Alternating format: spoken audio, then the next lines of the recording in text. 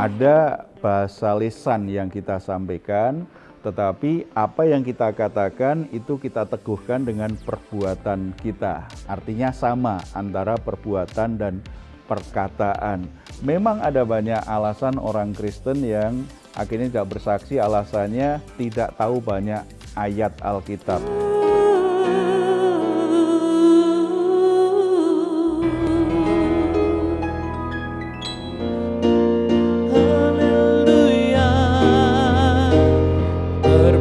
Terpujilah Tuhan Yesus, ditinggikan di atas pujian. Oh, dari dalam lubuk hatiku, ku sujud dan berterima kasih. Dengan iman katakan lebih lagi. Terpujilah Tuhan Yesus, ditinggikan di atas pujian. Dari dalam lubuk hatiku, ku sujud dan berterima kasih. Salam lover yang dikasihi oleh Tuhan Yesus, apa kabar? Kiranya semua dalam keadaan sehat, bersuka cita bersama dengan keluarga dan diberkati oleh Tuhan. Ketika kita beraktivitas tidak selalu semuanya berjalan dengan lancar, pekerjaan kita tidak selalu berjalan lancar. Ada kalanya ada masalah yang kita bawa pulang ke rumah karena masalahnya belum selesai. Tetapi jangan biarkan itu membuat saudara justru menjadi stres di rumah, menjadi tertekan. Tidak hanya lelah secara fisik tetapi juga lelah secara psikis. Ini akan bahaya, membuat kita tidak bisa istirahat dan itu mengganggu relasi kita dengan orang-orang di sekitar. Yang paling bijak adalah bawa kepada Tuhan. Karena Tuhan Yesus sudah berkata, "Marilah kepadaku semua yang letih lesu dan berbeban berat, aku akan memberi kelegaan kepadamu." Tuhan ingin kita semua alami kelegaan, sukacita menjalani hari-hari kita, kuat secara jiwani sehingga kita kuat untuk melewati semua masalah-masalah kita. Mari kita hampiri Dia dalam doa kita. Kita berdoa. Bapa di surga, kami ucap syukur anugerah-Mu sempurna bagi kami. Saat ini kami menghampiri Engkau karena kami sadar kami tidak sanggup menjalani hari ini sendirian dengan Tuhan. Apalagi ketika kami menghadapi masalah-masalah, situasi yang sulit, tidak segera selesai. Itu membuat jiwa kami tertekan, membuat jiwa kami menjadi letih, menjadi lesu karena beban berat yang kami alami. Tetapi kami sangat percaya Tuhan, bahwa ketika kami membawa hidup kami kepadamu, Engkau akan memberi kami kelegaan, jiwa kami menjadi tenang, kami bisa beristirahat dengan baik, kami menjadi kuat untuk menjalani hari-hari kami, bahkan kami akan sanggup menyelesaikan masalah-masalah kami, karena hikmat Tuhan menyertai kami, kuasa Tuhan menyertai kami, bahkan kami sangat percaya akan ada terobosan-terobosan untuk menyelesaikan masalah-masalah kami ketika kami menghampiri Engkau. Bapa, inilah kami dengan seluruh keberadaan kami. Kami bawa kurban syukur kami kepadamu Tuhan, dalam nama Tuhan Yesus. Amin. Puji Tuhan. Saudara-saudara, ada satu pertanyaan yang akan kita bahas hari ini. Silahkan siapa yang mau membacakannya. Ini ada satu pertanyaan dari God's Lover. Saya sadar sebagai orang Kristen saya harus bersaksi. Tetapi saya tidak tahu banyak ayat Alkitab dan tidak pandai bicara. Jadi saya memutuskan untuk bersaksi lewat perbuatan baik saja. Apakah pendapat saya benar? Demikian Pak. Pendapat itu separuh benar. Namanya bersaksi itu kita menceritakan. Ada bahasa lisan yang kita sampaikan, tetapi apa yang kita katakan itu kita teguhkan dengan perbuatan kita. Artinya sama antara perbuatan dan perkataan. Memang ada banyak alasan orang Kristen yang akhirnya tidak bersaksi, alasannya tidak tahu banyak ayat Alkitab. Bersaksi itu beda dengan PA atau pemahaman Alkitab. Kalau PA kan mengupas Alkitab, harus tahu ayat-ayat Alkitab dengan baik. Bersaksi itu bukan PA. Bersaksi itu panggilan hidup sebagai orang percaya. Kalau kita bilang saya murid Kristus, ya kita harus bersaksi. Kalau kita berkata aku orang Kristen, ya harus bersaksi. Karena orang Kristen itu diperintahkan oleh Tuhan Yesus untuk bersaksi. Karena ini perintah hanya dua kemungkinan aja, mentaatinya atau tidak. Nggak usah banyak alasan sebenarnya. Oke, saya belum terlalu pintar, belajar dong. Gitu. Sebenarnya kalau kita pelajari Alkitab, bersaksi itu tidak sulit. Yang sulit itu adalah keberanian kita untuk melakukannya. Nah, kalau keberanian untuk melakukan, kita harus jujur dong. Namanya berani itu kan butuh dilatih. Ketika kita performan di sebuah acara misalnya, orang nyanyi sajalah. Kalau pertama kan dia grogi, dia takut. Aku bisa enggak? Padahal mungkin gurunya bilang kamu punya bakat. Tetapi pertama kali dia pasti takut. Lalu ketika dia akhirnya menyanyi di hadapan banyak orang, awal-awal grogi. Tetapi makin lama kan natural saja itu melakukannya. Bahkan kalau enggak nyanyi, itu bisa pusing tuh. Kayak Manik begini enggak ada kesempatan nyanyi, dia stres. Karena bagi dia itu sesuatu yang melekat dengan dirinya. Kalau tidak melakukannya itu, ya kan, dia ngorok saja nyanyi. Karena melekat dengan dirinya. Bersaksi itu bagian dari hidup kita, melekat dalam identitas kita sebagai orang Kristen. Itu sesuatu yang kalau kita sering melakukannya itu natural. Jadi kita harus jujur bahwa kita masih takut. Kalau takut, jangan menyerah, coba saja. Takut itu kan banyak alasan ya, tetapi kan kita tidak boleh menyerah dengan perasaan takut, gara-gara takut nggak taat sama Tuhan kan. Kita lihat ada kisah menarik ini, ketika orang buta itu disembuhkan oleh Tuhan, ternyata dia jadi kesaksian yang sangat baik sekali.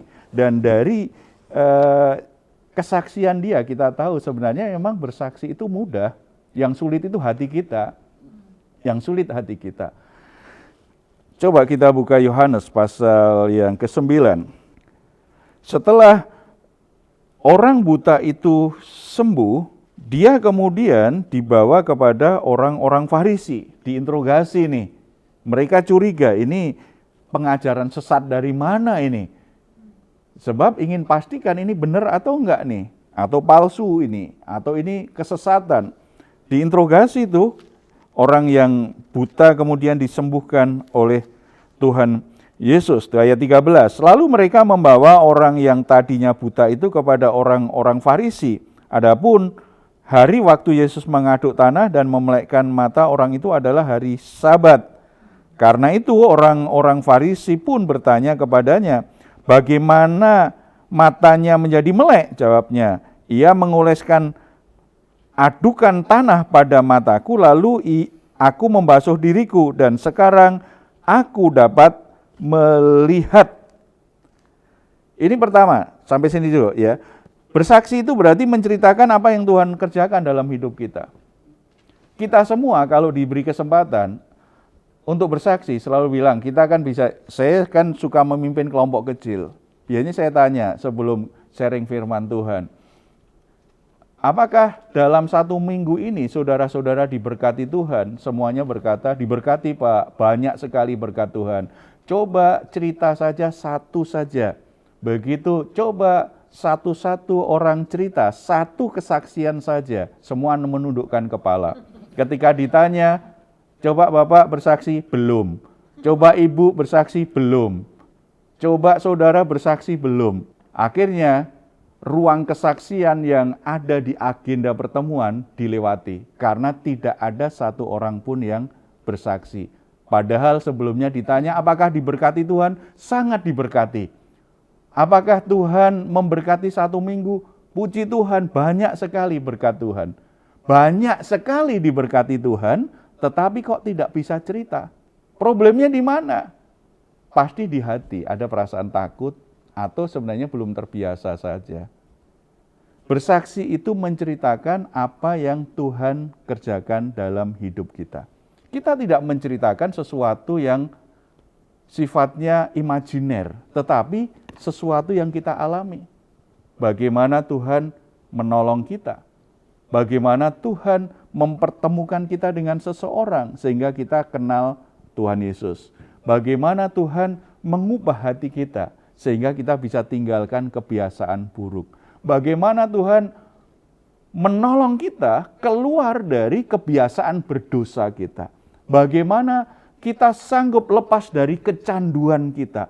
Bagaimana Tuhan menolong kita dari masalah-masalah yang kita hadapi. Bagaimana Tuhan menyembuhkan kita. Ada banyak kisah bagaimana Tuhan melakukan sesuatu dalam hidup kita.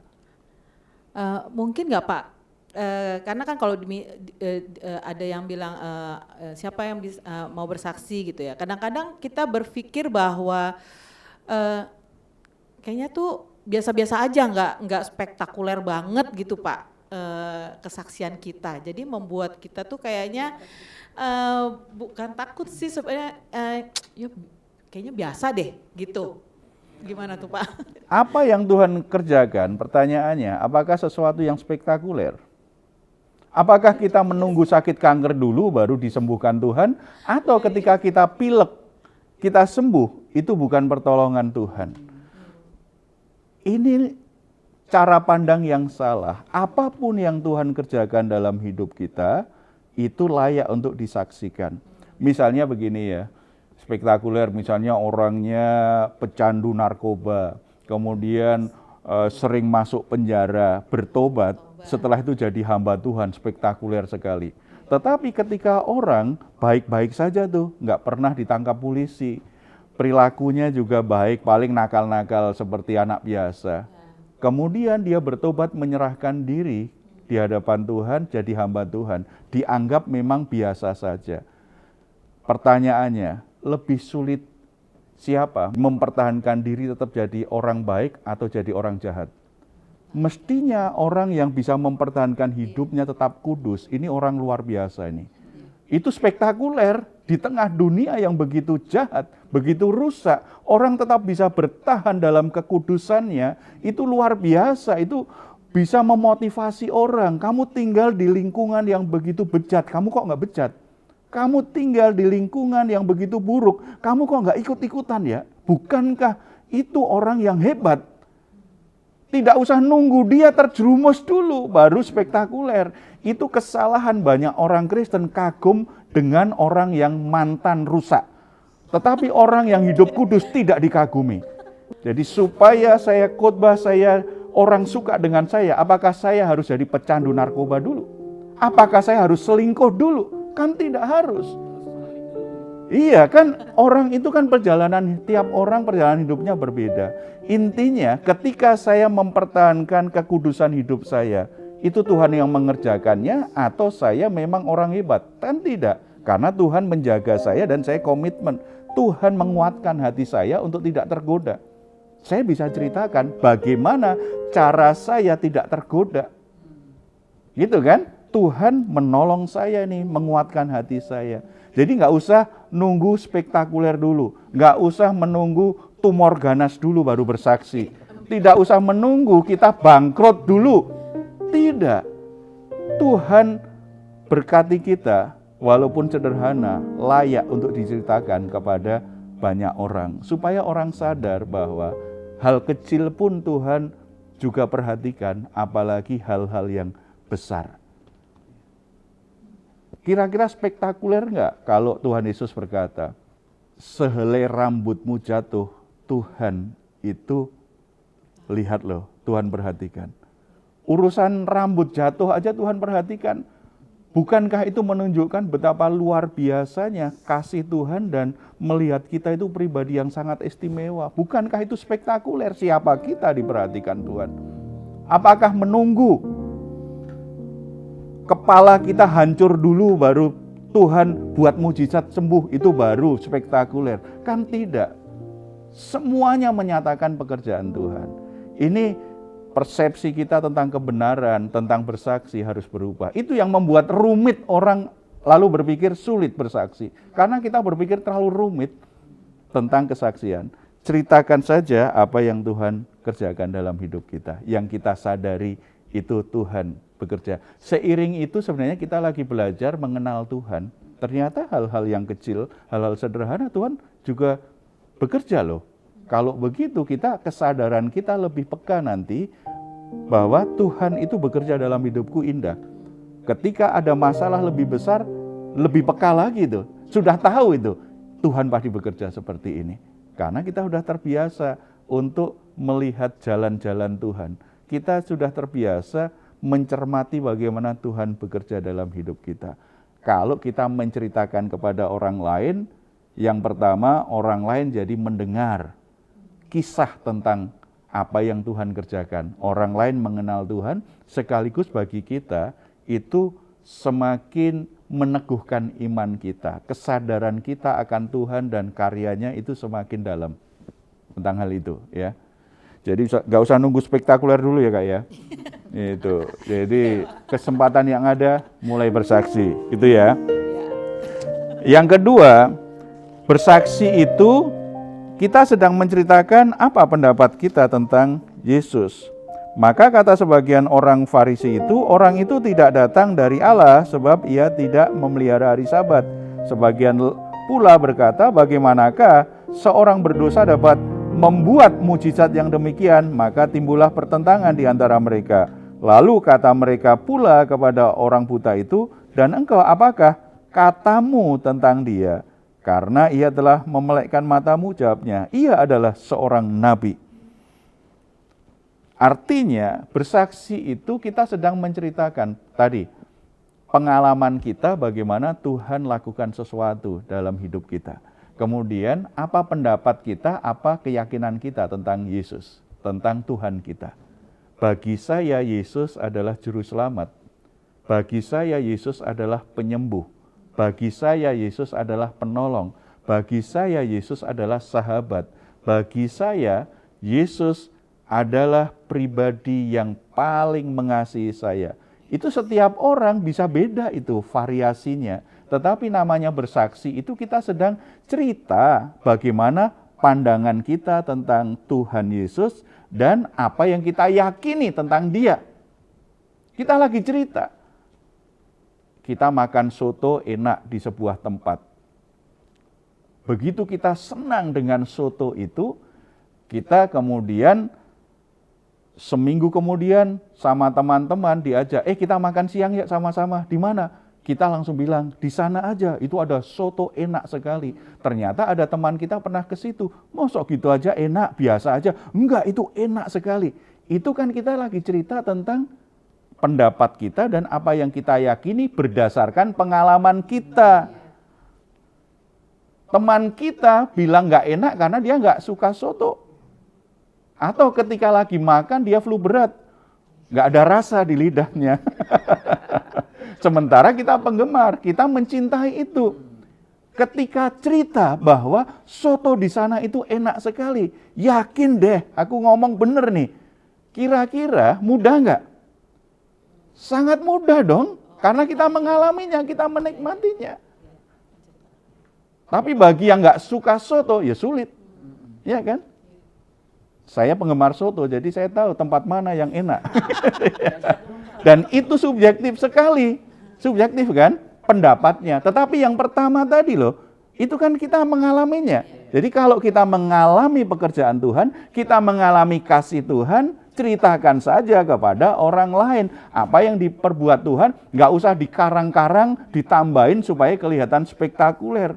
Biar Roh Kudus bekerja lewat kesaksian kita. Kalau ada kesempatan lebih lanjut, kita jelaskan, ini yang aku yakin ini. Ini pendapatku tentang Tuhan. Berdasarkan pengalamanku, selama ini Tuhan memang patut dipercaya. Tidak pernah menyesal aku ikut Tuhan. Tidak pernah aku kepikiran kembali ke jalan yang lama. Karena Tuhan Yesus itu pilihan terbaik dalam hidupku. Aku mengalaminya sendiri, hidupku berubah. Jadi ceritakan apa yang Tuhan kerjakan, apa yang terjadi dengan dirimu, apa pendapatmu, apa keyakinanmu. Itu sebenarnya proses natural dalam sebuah komunikasi secara sosial. Cuma yang jadi pesannya adalah pribadi Tuhan dan kisah iman kita. Ada banyak orang Kristen takut karena takut ditolak, takut kehilangan reputasi, takut kehilangan jabatan. Bukankah masalahnya bukan soal nggak mampu? Masalahnya di mana? Di hati yang takut. Itu harus diatasi. Kalau itu hanya soal keterampilan, belajar sajalah. Makin lama juga terampil. Ya kan, makin lama juga bisa. Namanya itu sebuah interaksi biasa sih, ya. Kan kita tidak dipaksa orang untuk mengkristenkan orang. Roh Kudus yang membuat orang percaya Yesus Kristus.